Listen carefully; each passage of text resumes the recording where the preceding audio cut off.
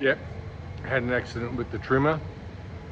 Most of the beard's gone. Anyway, looking at you Wantoks. What I want to talk about today is coming down the Markham, into the Markham Valley from the Highlands. It had massive rain for, I don't know, 2 days. The rivers were just at capacity. Parts of the roads were flooded. Parts of the oil palm plantations were flooded. They were underwater. But more tragically, the villages. I mean, the houses are built on stilts, which protects some, but all the animals are kept on the lower floor. And all their food grows in the ground. So a lot of villages in the Markham Valley will be affected. You know, this land is so beautiful and the people so wonderful, but the land is schizophrenic.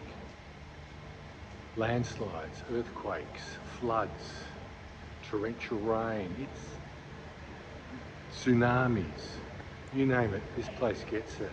Volcanoes, you know, it destroyed Rabaul.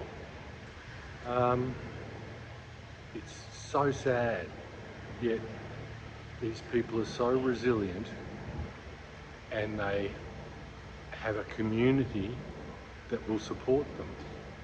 And that's the beauty of this place. Like, the government doesn't have a pay-as-you-go tax system. Only 10% receive salaries.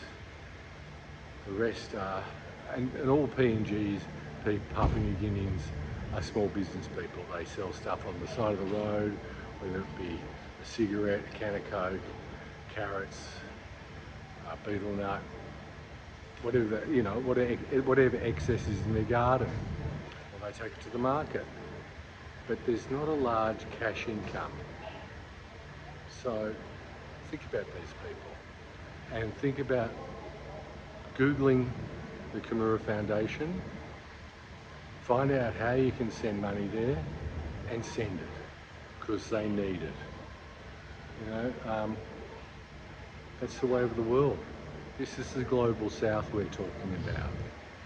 Anyway, look at you. No.